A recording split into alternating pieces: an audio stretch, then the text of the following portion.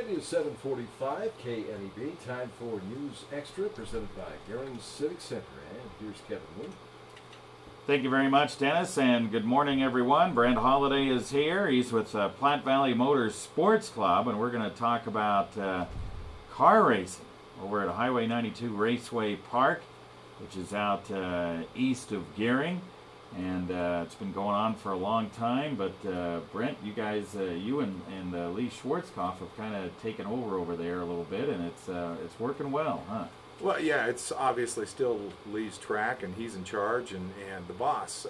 Where I come in is I'm vice president of the Motor Sports Club, and we're kind of there to assist Lee, and we're helping him out this year with some different projects, and the club's trying to step up and be more instrumental in the community and more instrumental in the sport, promoting the sport and promoting this track.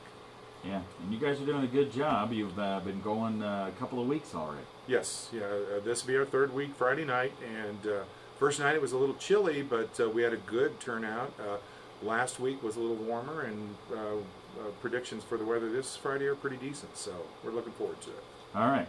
Now, you guys have all kinds of different classes that you run. Kind of talk about what classes run and how many run and so forth. Okay, there's 4 classes, and the first class is the karts, and that's really fun to watch. I heard it's a little rough driving those. I don't know if I'd have enough guts to do that, but those guys get out there and mix it up. They have a big class. I think there's 15 or so of those every week. And those are really low to the ground. I mean, you're sitting literally on the track. And so I would imagine it seems like you're going pretty fast. And then we have the Bumblebees, which is a developmental division. And really, Lee in his rule book says it's not a race car, it's a car that races. You can do very few modifications to that class. You put a roll cage in it for their driver's protection, but pretty much it's a stock car, 4-cylinder. And that you can be 12 years old or older. And we do have adults in there also, and it's a developmental league and a fun league to watch. And this year they have a lot of cars. They're all painted yellow, thus the Bumblebees, and they have a lot of fun. And then we have the Super Stock division, which is basically a mass-produced car at one point in time.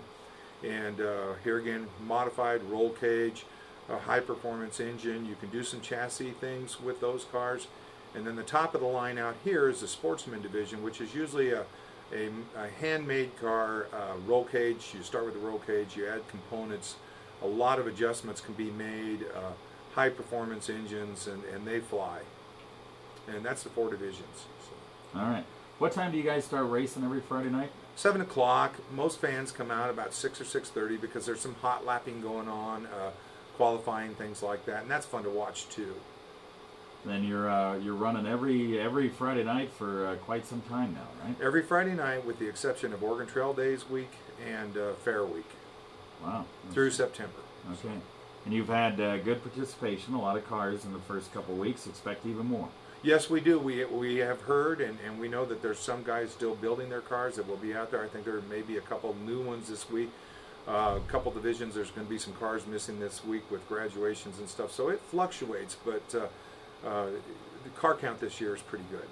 And if guys are thinking about getting into this and so forth, it's still not too late to kind of get a car ready and go for it, right? Oh, absolutely. I mean, it's early in the season, so even if a car wanted to come out and participate in the points race, it's early enough a person could get in there and challenge for the points race. But at any week, I mean, it's just fun to race, and I know we've had a lot of guys that have shown interest. They're excited about what they've heard's going on out the track, and they're talking about maybe getting the car out and dusting it off and coming out and having some fun. So. Now you get cars from not just this area, but from Colorado and some other areas, right? Yeah, not Colorado so much. However, we have been talking to some people in Colorado on special events coming over, trying to get some tow money, pay them some money to come over to the track and participate on special events. We have the Miller brothers from Alliance that come over every week faithfully, and they have for years and years. And so, yeah, we have a gentleman from Bridgeport that comes down, and he brings a pretty good fan base with him, and that's Alan Schwarm, and he's doing really good in the Bumblebee division. And so, yeah, we have some people towing from all over. Yeah, that's good. All right, we'll talk more about it right after this. Okay, we'll talk about improvements and how much it costs to get in and all that kind of stuff. Okay. And then mention some of the guys that are doing really well. Alan Schwarm's kind of cool. He probably weighs 120 pounds soaking wet. But he's the minister at the Lutheran Church in Bridgeport, and he calls his race team Revved Up Racing. All right, we are back talking to Brent Holliday with Platte Valley Motor Sports Club about what's going on over at Highway 92 Raceway Park this year, and a lot of improvements made by Lee over the last year or so, right? Oh, over the last really several years.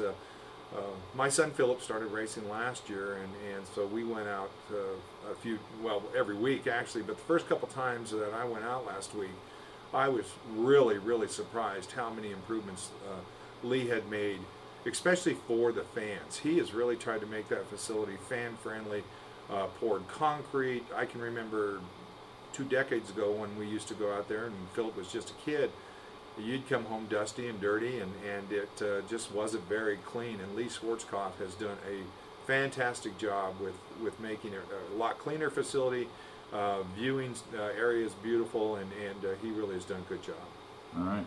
How much does it cost to go watch the races? Adults are $10, and I should know this, but I think children are $6. And I think we're going to have a couple of special promotion nights somewhere down through the season, and maybe give it a little bit of a break there, but $10 for adults. That's pretty affordable. It really is. It really is, and the other thing that we're trying to do is not only the racing, which has been very competitive the last 2 weeks, good close races in every division, but we're trying to do some fun things at halftime. We had fireworks, Fireworks Unlimited, donated fireworks the first night. We had a great fireworks display. We're going to do that several times through the year. They're kind of been a track sponsor for us this year. We're going to have balloon launches, media night.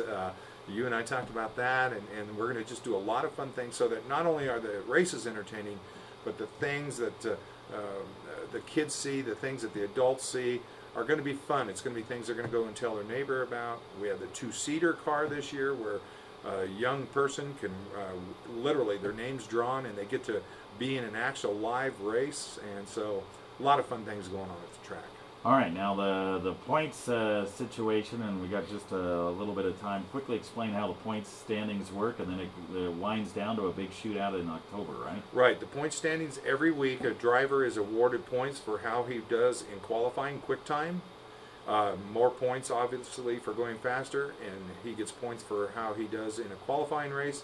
And I say he or she gets points for how they do in the main events.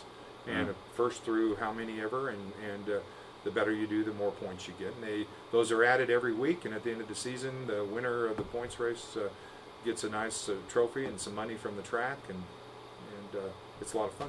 All right, and you even have some gals racing, even a gal that Rob interviewed from the high school. Oh yeah, I mean, Brittany Campbell's doing great in the Bumblebee division. Of course, Joni Cowan, Heather Irwin, they're out there every year. My daughter Carrie's going to be in the Bumblebee division. You know, it's used to be a male-dominated sport, but I tell you what, at Highway 92 we had a track champion last year that was female, and Joni Cowan, and has been several times, and I'm trying to think. I think she was the only female champion last year, but yeah, and I tell you what, they're good competitors. All right, Brent Holliday, we thank you for coming in, talking about what's going on. Good luck with the races this year. Thank you. Appreciate that. All right, back to you, Dan. Okay, well, thank you very very much. Good deal.